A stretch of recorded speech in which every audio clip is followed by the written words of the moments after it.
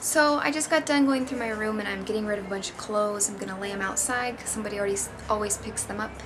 And that'll be easy enough for me. So I'm going to make chocolate pudding. Not instant chocolate pudding. I'm going to make chocolate pudding from scratch.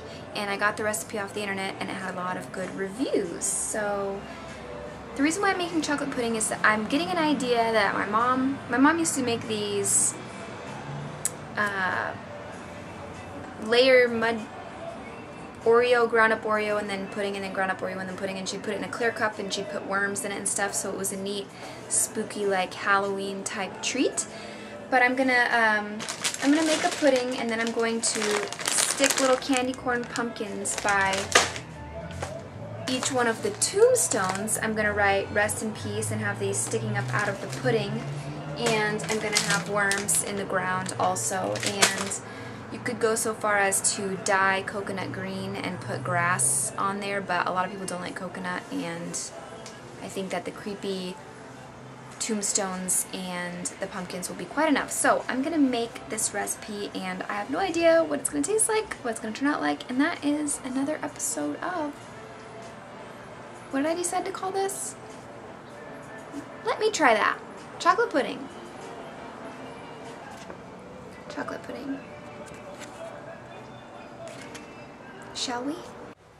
I've got my pot on the stove, and I'm just going to mix the ingredients in the saucepan, not in a bowl and then put in the saucepan because I don't waste dishes. So it wants a half a cup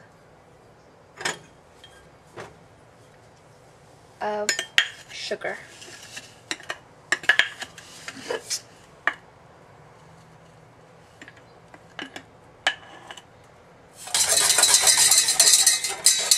Whoa.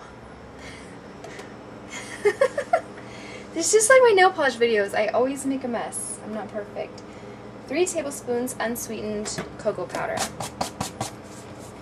This is why I like reviews online, because when I was reading the reviews to this recipe, someone commented that they like their pudding to be richer, so they put heaping tablespoons, and I am sure I will want richer pudding, so I also am going to put heaping tablespoons.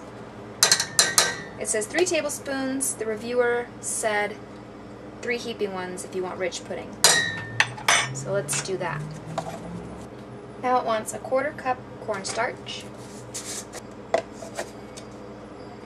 Oh, that's what else. The reviewer said that she used less cornstarch because she didn't like the gelatinous texture of the pudding. She likes it creamier, and she found that using an entire 1/4 cup of cornstarch, by the time it set the next day, her pudding was kind of jello-like. But if you prefer that texture, many people do, then use the 1/4 cup of cornstarch. Otherwise, I'm just going to fill it up, not all the way. A little less than a 1/4. Like a tablespoon less than a 1/4. I don't know. Just going to go with it. 1/8 of a teaspoon salt.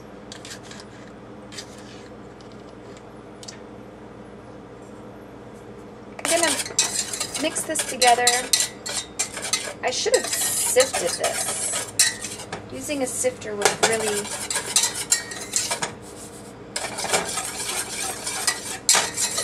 helped to get rid of the clumps. Now, I don't know how tedious you have to be with this, but when I read one of the reviews, it said that a lot of people had a problem with I don't remember what, blah blah blah, make sure you get the clumps out, blah blah blah. So that's exactly what I'm doing.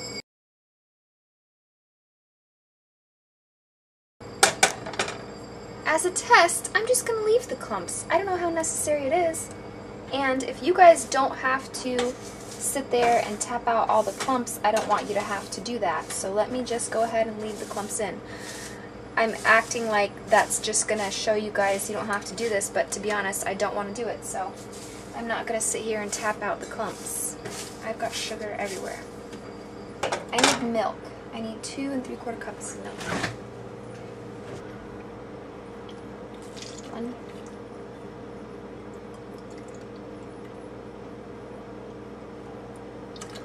2 3/4.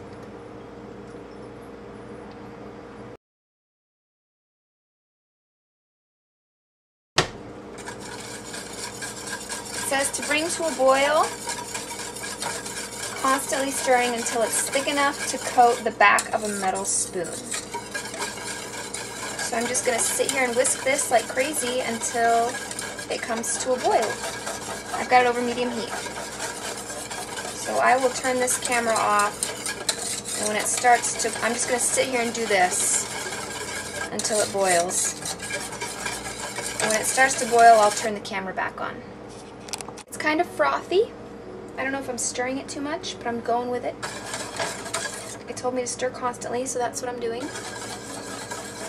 I've never made pudding from scratch, so forgive me. It certainly is getting thicker, but it hasn't started to boil yet.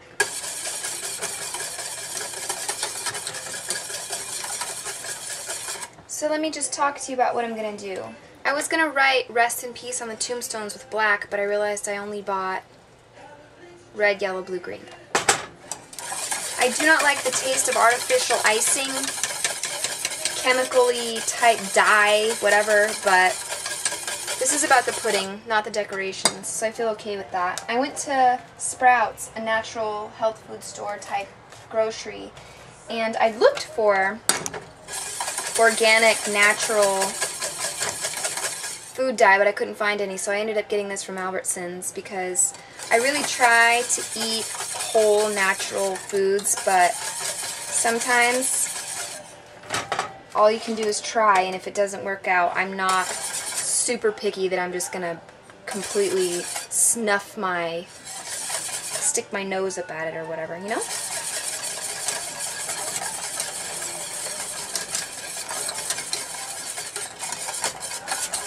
Especially since I'm not gonna be eating the dye.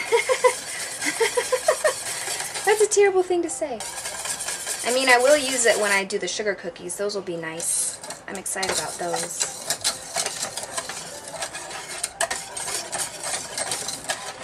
Is it thick enough yet to coat the back of a metal spoon? Yeah. I'd say that's plenty thick.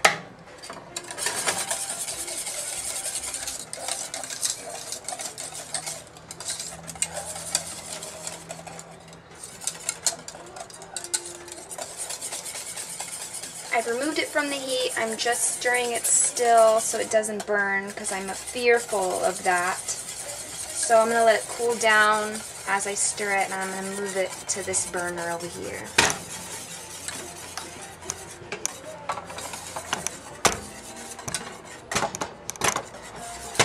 Oh my gosh, I have a light. What am I doing? So the instructions read to bring it to a boil and constantly stir it until it thicks, you stick a metal spoon in it and it coats the back of a metal spoon. It's not just running off, you see? So it's, obviously it's not pudding consistency yet, but that's because it'll set in the fridge. And it's really hot right now, so melted chocolate is hot. So once it cools down, it'll get thicker. I'm telling you as if I know. I've never made this, so.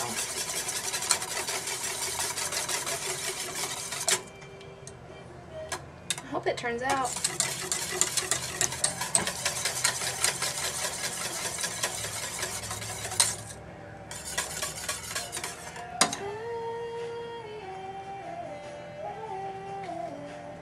When you remove it from the heat, it tells you to add the final ingredients, 2 tablespoons butter and a teaspoon of vanilla. So let me go get the butter.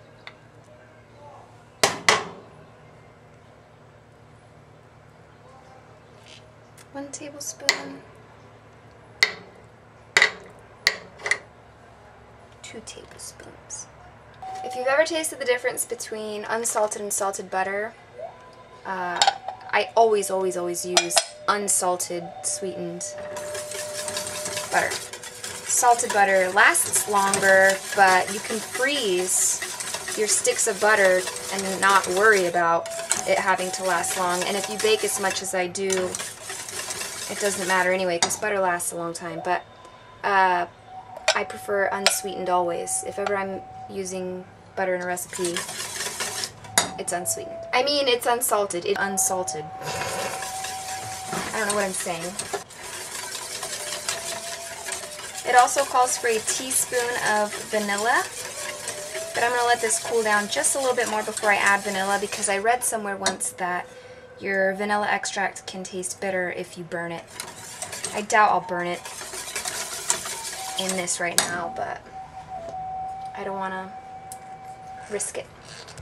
Your food is only as good as your ingredients, and if you skimp on your ingredients, you skip on the flavor. So I never ever buy inexpensive seasonings or extracts or whatever. It's always pure, it's always natural, it's always the most wholesome, full-flavored, full-bodied stuff you can get.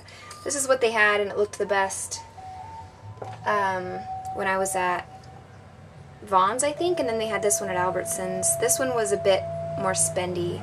This bottle is 4 ounces, and it was almost $15, $11, $15, I don't know, but it makes every bit of difference, in my opinion. And, well, it lasts a long time, too. So, a teaspoon of vanilla.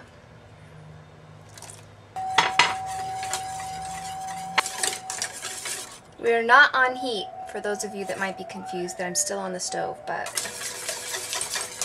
I just moved it to a cool burner. What I'm going to do is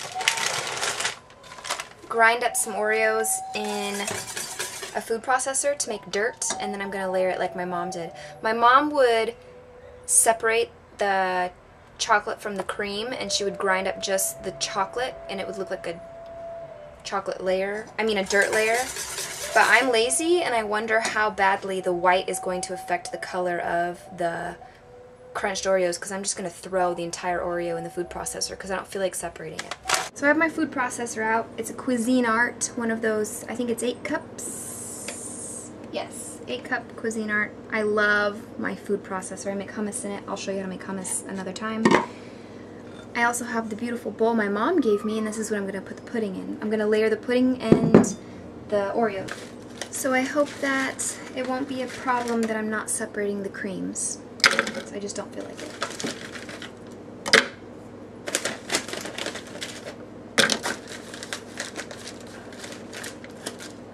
Okay, that's an entire row. Let's see how much that'll give me.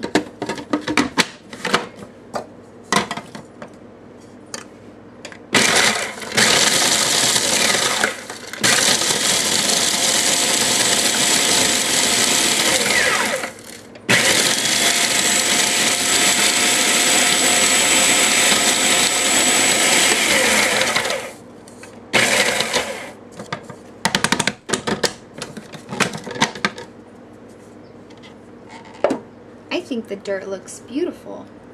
Got a couple cookie chunks in there. That looks like delicious dirt. So,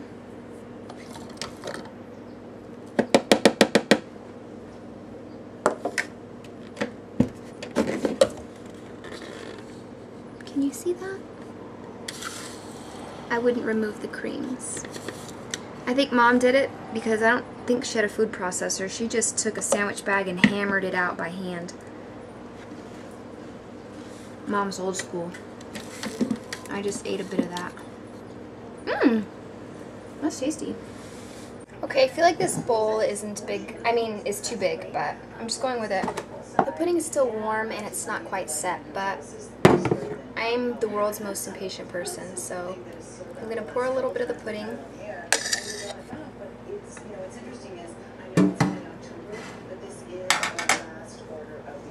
And then I'm going to pour some dirt on top. As even of a layer as I can. I'm going to need another row of Oreos.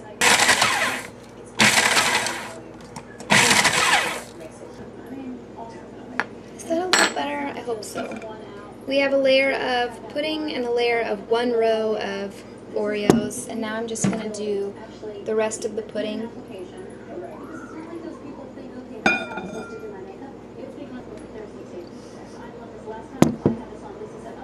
Okay, Okay, so what I'm going to do now, I've got a layer of pudding, Oreos, then pudding. I'm going to take some gummy, just some regular gummy worms. And I'm going to stick them up in here. Try to lean them against the edge so I can have them sticking out with some. Oops. And I'm going to pour the rest of the pudding.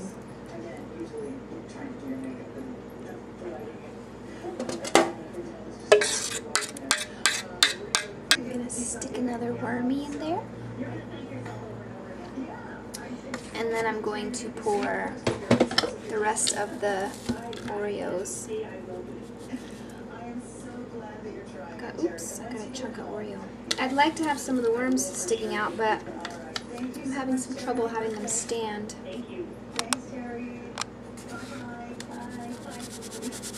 But what's more spooky than not knowing you're going to chew into a gooey, chewy gummy worm, you know?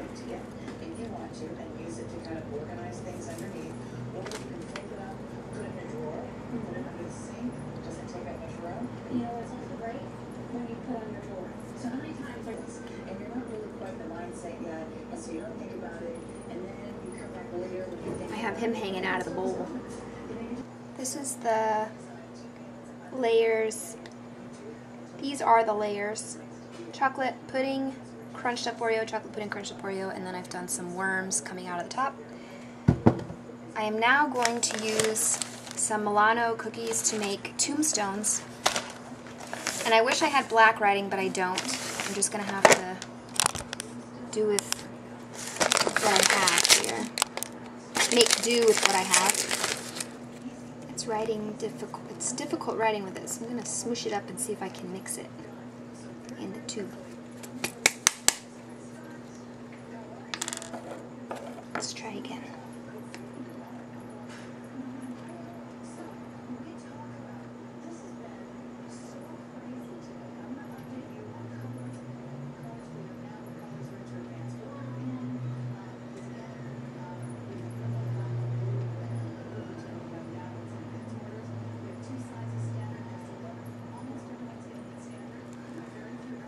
I like that.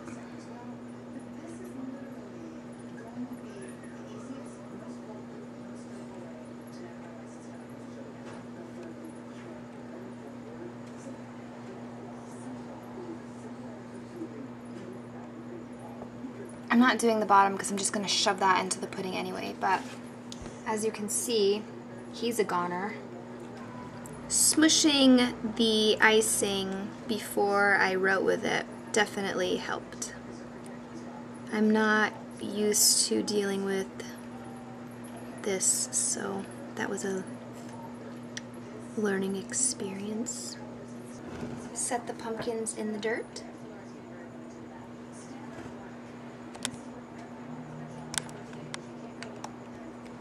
Can you see that?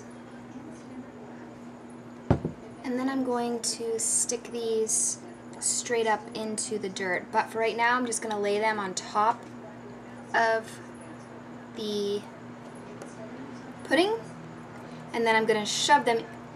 I'm going to set them on top because the Oreo layer is dry. I feel like if I shove them into the pudding layer right now, they're just going to get soft and fall over. So I'm going to transport it like this. Probably make a couple more tombstones, lay out a couple more pumpkins. I'm gonna put some saran wrap over the top of that, set it in the fridge, and then when I get to work tomorrow, I'll take a picture so that I can finish this video.